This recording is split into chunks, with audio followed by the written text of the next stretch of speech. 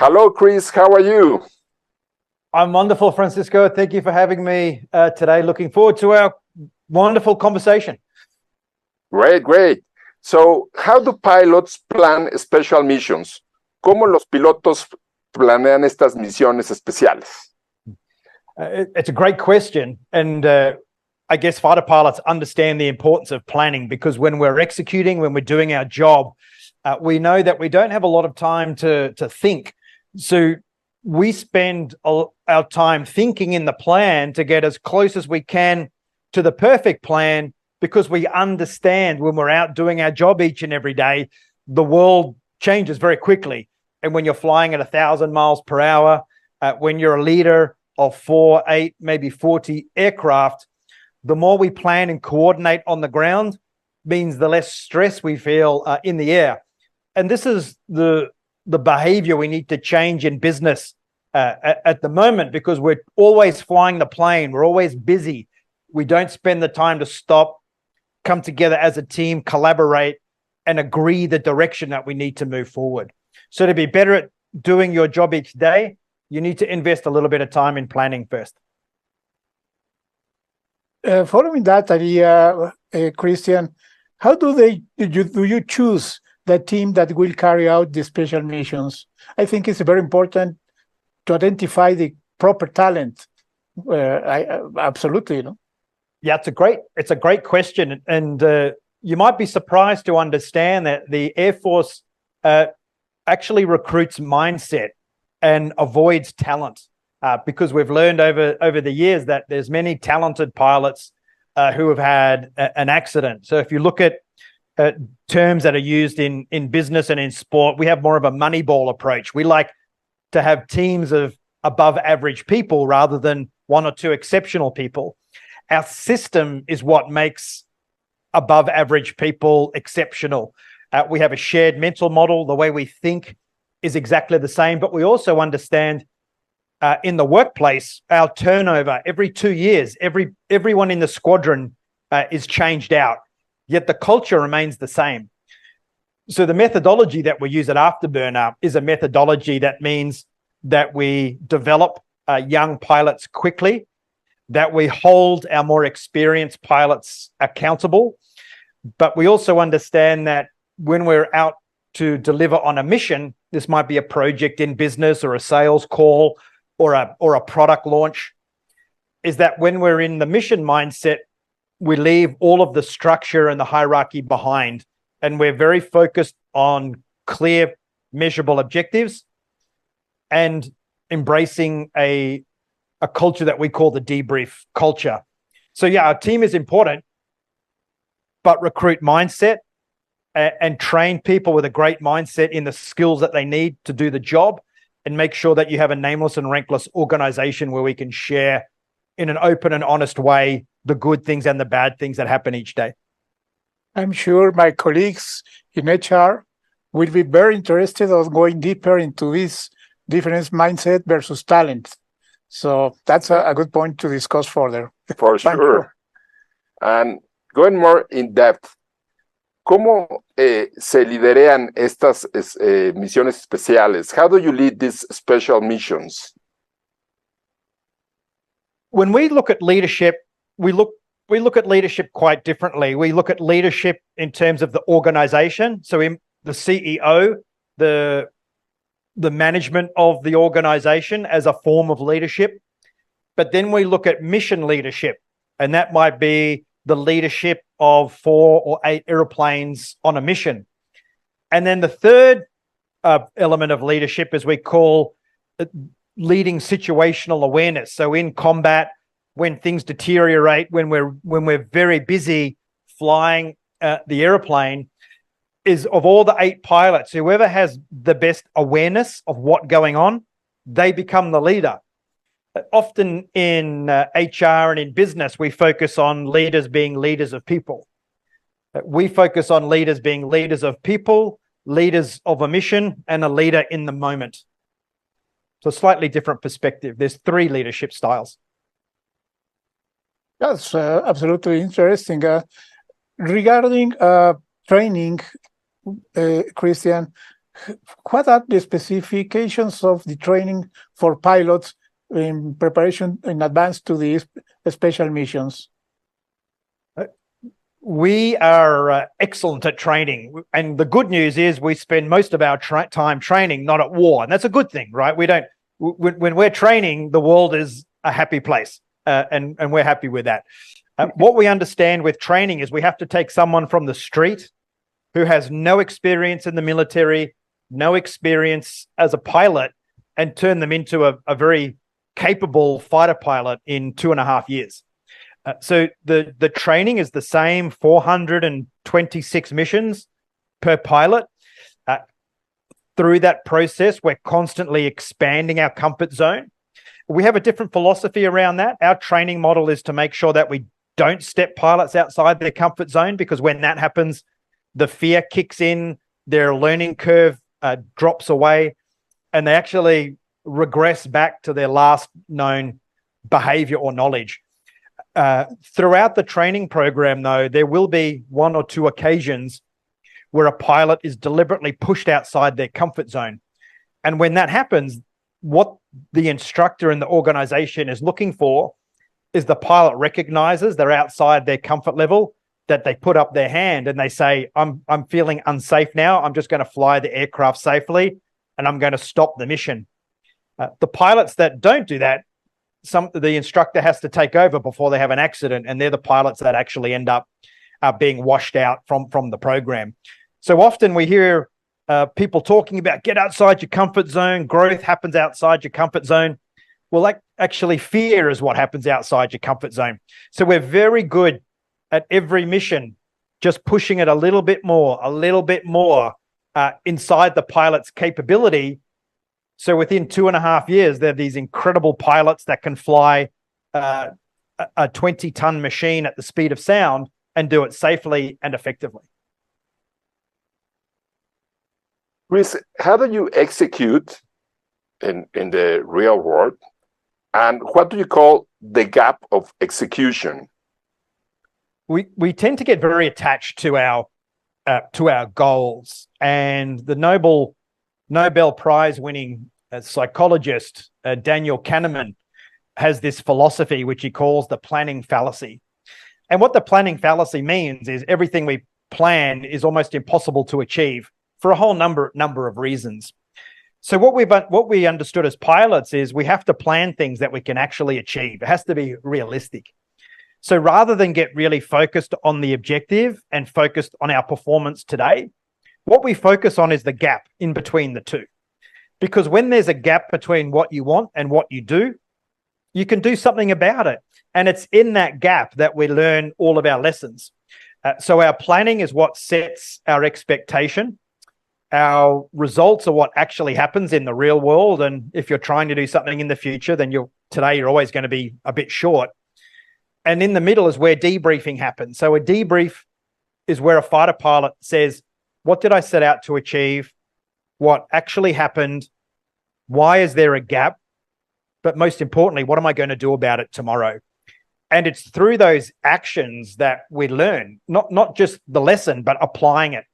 And every day, every pilot in the squadron will apply 1 or 2 actions that will equal 40 to 60 actions a day. And that is how we grow and learn so quickly. And we're able to swap out every person in an organization on a 2-year basis, but still maintain a very high level of effectiveness. That's a very good point. And I wonder, Chris, you have the plan, and sometimes the plan is not working, specifically these days that we are dealing with uncertainty, etc. If the plan is not working as you expected, and you mentioned already the gap between what's desired and the reality, how are you prepared to face those changing environment that I'm sure you face in every mission, something that is not expected? So the first thing is we ask ourselves why. So if we have a plan and it's not working, why is it? Is it because our execution isn't very good, or is it a bad plan? And when we discover the answer to that, then we take action. We either improve our execution or we change the plan. We have a saying, you're better to plan small and plan often. If you look at some of the biggest brands globally now, Nike, for example, Nike has completely thrown out its strategic planning methodology. And now Nike only plans on a 3-month horizon. So none of these 5-year plans, 3-year plans, 1-year plans. Now it's all about plan often, plan every day, and expect that the world is going to change around you very quickly. So rather than be surprised, it's better to be ready. That's a good point for our audience. As a key takeaway, how long are you planning in advance? 3 months, 6 months? That's a good point. And in this modern world. In this particular world, yes. Before there used to be, the long 5 years. Yeah, I mean, I think, you imagine what everyone planned in their 1-year strategy back in 2020 in February, and then COVID hit. All of those hours, all that time, right? So you do need to be flexible. And if the thing we have is we have the same planning method. It doesn't matter whether it's a 1-year plan, a 6-month plan, a 3-month plan, or a plan today. We have a common model that every single person understands. And that means we can just get on with the detail rather than wonder about how are we going to plan this today. It's a very efficient process. We measure our days in seconds. And that's why we have all of these mindsets and methodologies. And that's what's happening to the world today. It's speeding up. It's a lot faster than it was 3 years ago.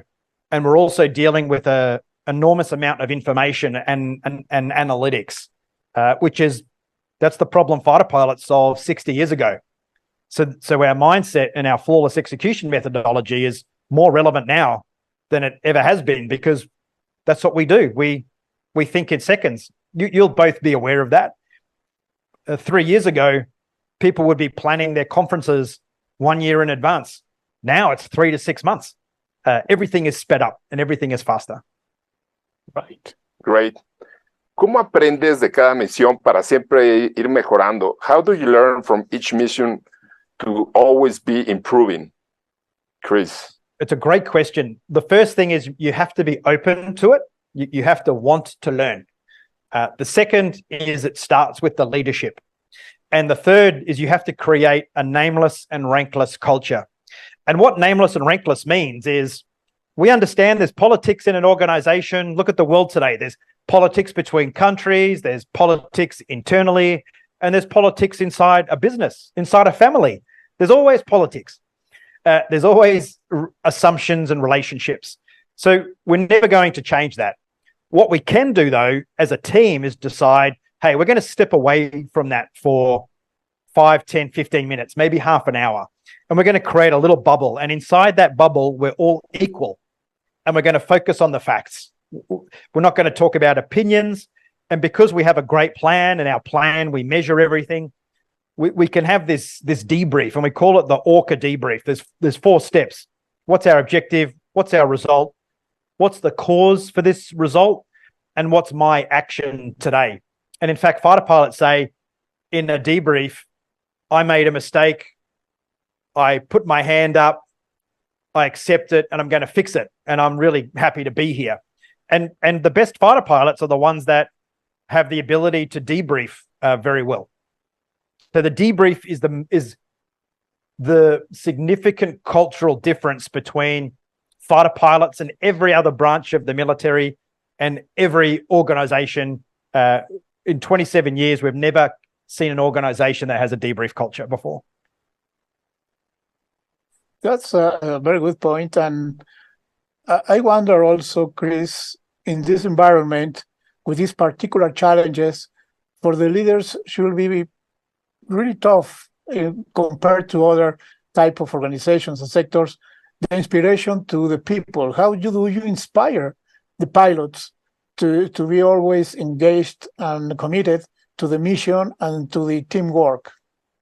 I think that the best way to inspire people is to include them in your planning. And the second is to give them a sense of purpose around what they do. So when they're doing, a lot of things in what we do in business is boring. You're not going to get away from that. There's a lot of routine tasks. If you look at, for example, logistics, there's lots of driving, lots of shifting boxes. But if people understand why it's important that they do that job, that a satisfied customer brings joy to their children, if that present gets there on time, if the box isn't broken, we're very purposeful human beings. And as a result, we need to know that when I do something, that it connects to a reason why I'm doing it. So as a leader, that's your job. Your job is to be really good at connecting people with why they do their job. And then once they understand that, your job is to help them. Once everyone understands that, your job is to help them each and every day to get there. When it comes to debriefing, the leader has to be the first person to say, hey, this was what I set out to do today. I didn't achieve it. Here's why, and here's what I'm going to do about it tomorrow. There's nothing more inspiring to a young fighter pilot to see the commander of the Air Force admit to their mistakes and shortcomings and commit to fix them tomorrow. It's incredibly powerful. Great. Chris, can you, like in the second question, you told us that there were 3 kinds of leadership. ¿No? En su primera pregunta nos decía de 3 tipos de liderazgo. Can you explain them a little bit? We have 2 minutes, but sure, no problem. So it's leading people, leading outcomes, and leading in the moment. So leading people is more like a management style of leadership. You need good systems. People need to be paid on time. You need to provide a paternal or maternal framework. It's more about managing relationships inside the organization. Then every day, organizations need to do things. You might be a car manufacturer or a parts manufacturer, oil and gas. You may be a marketing company delivering a marketing campaign. So you have outcomes to achieve on a daily basis that have nothing to do with managing a person. So every outcome needs a leader, and the leader needs to be able to bring a team together of people that might do different things against a common outcome. Once that common outcome is delivered and we're in execution, any single person on the team, if they're aware of a problem, they're aware of a client maybe having bad body language, if they're aware of anything derailing the plan or the execution, then they step up in the moment and they lead the team towards the safe territory, towards the great outcome, because no single human can have awareness of everything. And as a human, we're limited to either thinking or doing. So when a leader of an outcome is busy doing or busy engaged with a client, they lose sight of the big picture. And that's where we let the team, any member of the team can be a leader. So if you think about it, we're all leaders. What we need to understand, though, is what moment are we leading right now? And that's what fighter pilots do very well. We understand that the mission is successful and we come home safely because in the moment on the day, any one of us can take over and lead and turn the squadron around and get us home. And we're all authorized to make that decision. I really like this concept that everyone can become the leader when they find out a difficult situation, with a client or I don't know, with an internal person. You have to assume you are the leader. Yes. Yes, absolutely. Great. Yeah, and permission to do that. People have to know that's okay. And also, you can't just blurt out, right? You have to do it in a way that's, excuse me, boss, I'll just talk to you for a minute and give them the opportunity to get things back on track. But that ability to speak up is a form of leadership. Great. It has come to an end, Chris. Wow, that was quick. Thank you really much. I really like the comparison between the Air Force and the real life business leadership and execution. Well, we all have to lead. We all have to get things done. And the world has become a much faster place and much more complex than ever before. And that's the environment fighter pilots grew up in. And that's why how we think and how we do things, it can be super useful for organizations and individuals. And AfterBurner gives conferences and keynotes, seminars, workshops. Keynotes about all this. Well, thanks a lot, Chris. It's a pleasure to have us with us. Y muchas gracias, amigos de Mundo Ejecutivo, de la Medir y de Smart Speakers. Muchas gracias por estar con nosotros. Mau. Nos vemos en la próxima oportunidad. Sigamos aprendiendo. Y muchas gracias, Chris. Grandes aprendizajes en este programa. Gracias. Gracias.